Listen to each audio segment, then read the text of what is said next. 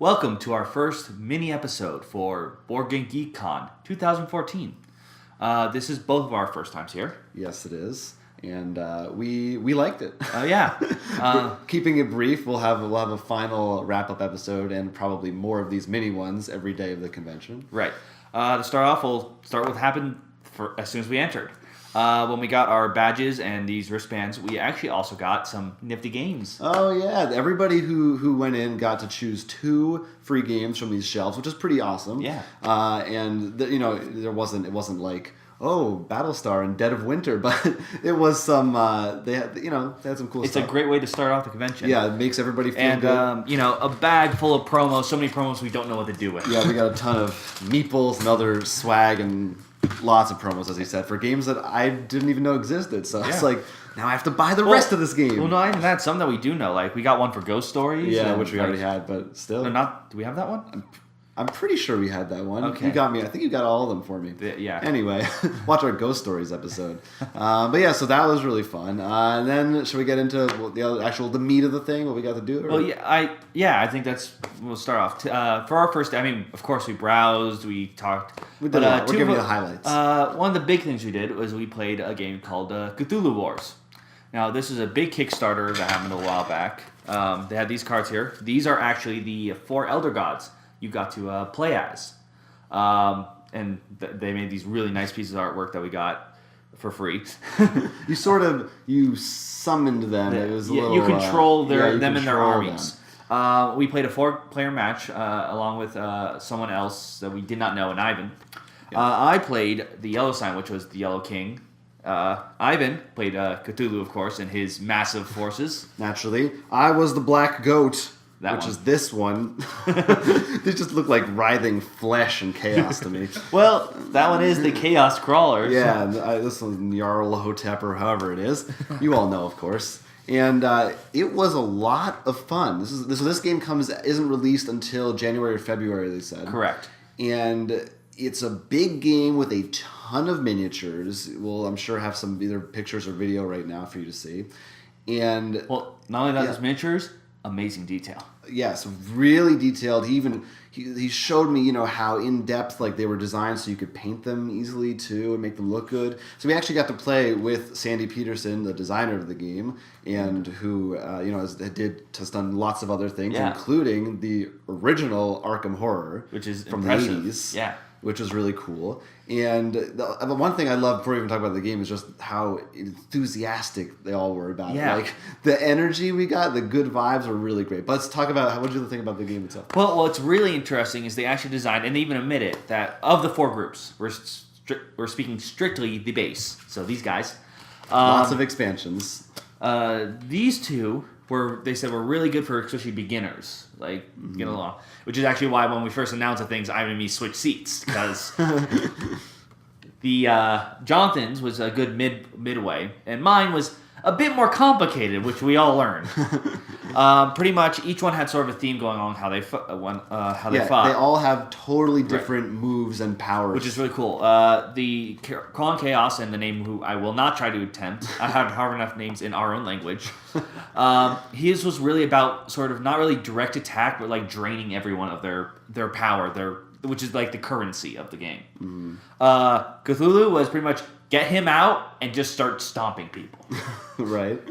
And yours? Mine was also very non-confrontational. It was more of a sit back and kind of build my own stuff. Build very good at getting monsters for cheap.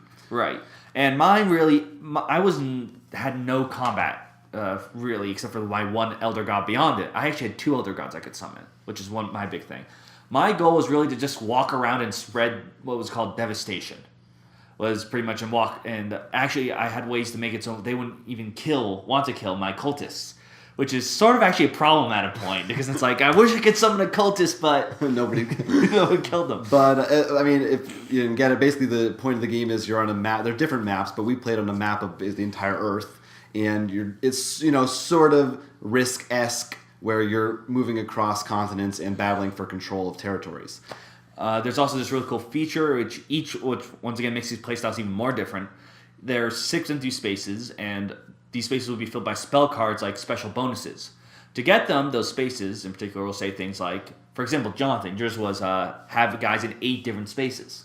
Right. Like one of mine was actually give devastation in each different symbol, and one of them was mine was actually to give 3 points to someone. I had to choose someone to get 3 victory points. It's like different achievements that grant you abilities, and you can get them in any order you choose. Right. So it can really change your playstyle. It's also, I thought, really helpful for if you don't know what to do. It's a great I get something for spreading my people out, so I should just start there. Well, yeah, like for me, I start right off the bat with one that said, whenever someone tries to destroy your cultist, you get power.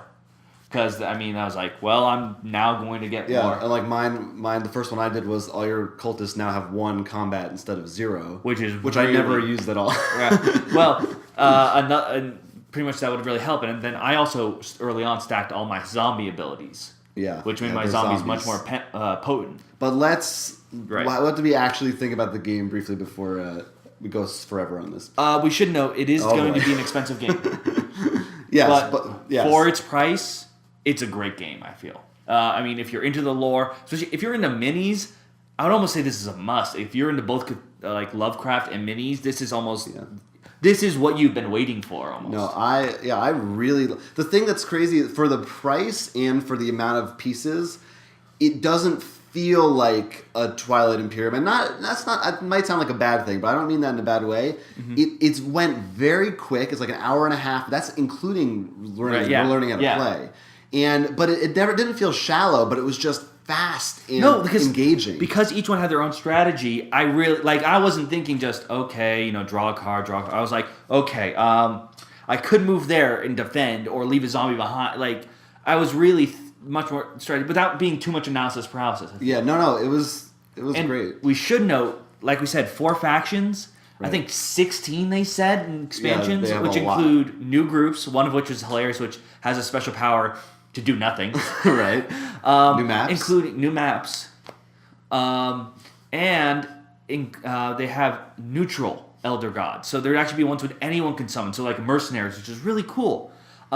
And these figures, they're no joke, like we said. The game itself weighs 11 pounds. If you see someone playing it, you're gonna want to go up and see what it is. How big, the cultists would you say about that big? No, some of the figures were no, Cthulhu was like that's not an exaggeration. Yeah, you'll see the pictures. And yours was amazing, tentacles everywhere, and really cool. Which is really funny because when he summoned everything, this one territory, you couldn't. One turn, I brought half my monsters, and you couldn't tell what part. You see all these tentacles everywhere, just that area is just doomed. Until I actually sort of ruined him there by accident. Yeah, we had some trouble, but. It was tons of fun. We definitely think you should check it out when it comes out. If you have the budget for it and miniatures or Lovecraft is your thing, definitely something. But the thing is, unlike some of those big budget games, like I said, where it's when am I going to get people to play Twilight Imperium with me for 6 hours? This is not hard to get people to play. I'm probably going to look into it myself. Really fun. Yeah. So what is next? Why don't you talk about that? Yeah. We also got our hands on Forever Evil. This doesn't come out for I believe 2 weeks. They said. Which is really cool. And it's the new expansion for the Cryptozoics DC deck building. It's it's an expansion and a standalone. In this version, just like the Marvel version, what's the Marvel one called again? Villains. I'm sorry, I couldn't remember. I was like, is it villain something? Pretty much, your big card you play as the villain, and you do the same thing, and you fight heroes. In this version, though, there's a lot more destroying. We played it a little bit. And destroying of your own and each other's cards. Even cards to light up. I played Deathstroke.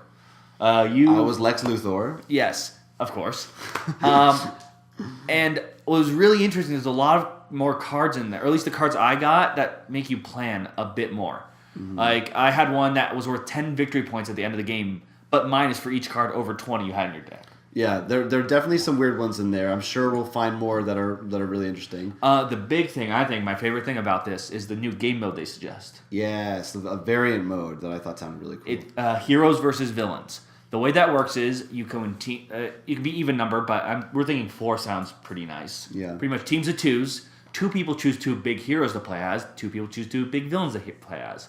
And then there's a pile of the supervillains and a pile of the superheroes. I think they suggest 5 each. Yeah, something like that. And pretty much the goal of the game is to defeat your pile before the opponent defeats theirs. So it's Yeah. sort of like an actual war between the two. It's almost like something like a sport, like you're trying to score goals on each other or Yeah. something. So I think it sounds like a really cool sort of co-op way. And I think this is definitely a really good breath of fresh air for the DC deck building. I really I can't wait to try that. As far this expansion itself is virtually identical to the base if game. you like the games, which is what it is. That's either good or bad for you, depending on your point of view. But it's something to consider. I think the biggest issue we have with it. I wonder if he's not even, yeah, more like confusion. Yeah, Joker is not a playable character. Yeah, my theory is, because also playing some of the cards, Harley Quinn, because her I don't know how recent it is, but she's very popular. I think they decided to put her in instead, one for maybe even a female villain to get in there. True. Maybe they're saving Joker for later on. I don't know. There's the only explanation is Joker's coming later. Yeah, but all the Harley Quinns, like if you notice, same thing happened with Marvel as well. Their counterparts sort of do the same way as their cards did in the other game. And Joker's whole thing was passing cards. Remember, it was right. And his villain card in the base set. Yeah, and in this, that's all of Harley Quinn's cards. Like her, we both had a defense card. Still seems like such a weird oversight for the game called Villains for DC. Right, it's the Joker. But anyway, other than that, that's it's just a weird thing. I should note, besides, of course, Forever Evil, I actually talked a little bit with the people at Cryptozoic. In particular, I talk about they have a new hockey game coming out in which it's actually sort of like the Lord of the Rings when they use the same cards of this. Huh. Like it's not the same name, but really it is. The orange cards are super power like that. But instead of victory points, there's the boss deck are goalies, and they have a little goalie stand. And you actually shoot and try to defeat the goalie, and people can play defender cards. Are you saying it's like dexterity game? Like you actually have to shoot something? No, you don't. But what happens is when you say you're attacking the goalie. Yeah. That's when everyone plays their defense cards that actually make the goalie stronger, so you can't get it. And pretty much whoever defeats more of them wins. It's not a matter of points. Yeah, it actually looked a lot of fun, and I'll admit I'm not a big hockey person. Yeah. But also Adventure Time. Well, we've mentioned this multiple times. They actually have some new stuff coming out. They're going to be releasing these big hero cards soon. So you actually have Finn, Marceline, Jake, all the main characters, sort of commanding. Since the actual Card Wars games doesn't have Adventure Time characters in it. So you might actually build your deck around these characters. Like, okay, maybe I don't know, Princess Bubblegum does something that gives all your spell cards -1 cost. Then you're gonna put more spells in there. So that's a very smart move, I think, because people who are fans of it will be, and people who were fans who didn't buy Card Wars, I think will be much more likely to buy it. Right. Well, with those characters. Magic the Gathering has a similar method called either EDH or Commander. When Magic actually starts supporting it, they change it to Commander. Yeah. But the whole idea is you have a legendary creature who's your general. And that's almost exactly what this is going on. You have your Jake, your Finn, your Lumpy Space Princess. That's who I want. But they also announced a new starter deck, or dual deck, coming out, which will include a new land type. Oh boy. Yeah, so that means like a whole new group of spells. I just like cornfields. That's all I like. I know, you're a cornfield. Cornfields are awesome. I know you. What else did we do today? Anything? We got to play Splendor, so that was fun. We got to try that out. That was great. Also with the guy there, that was hilarious. We played. You didn't get to see it, but we know. F.A.U.S.T. Right, Operation F.A.U.S.T. Was my Kickstarter if you watched the show, in which I did back. We mentioned in the show, so I won't go into it too much. It's a game about recovering stolen art, similar to Coup, from the designer Robert Burke of Draco Magi and Battle for Souls, which we like. And that was really fun. That was it was bluffing. Yeah. Coup style if you game. really like Coup, this is almost the same. And it was really funny because there's a lot of points. But no player elimination, which is so which is a big point. Similarities, but my role. There's one card. It was the double agent. Double agent. Thank you. There are only 3 in the game, so I came to a point. I knew I had one that you can lie about what you have, and people can challenge you if you're lying. And whether you have it or not, like if you reveal it, they have to discard it. So I would challenge people on it, even if it would cost me, because I'm like, that card's good. That way it's out of the game. Which is actually a really good strategy. A valid move at some points. Yeah, especially if someone has the ally.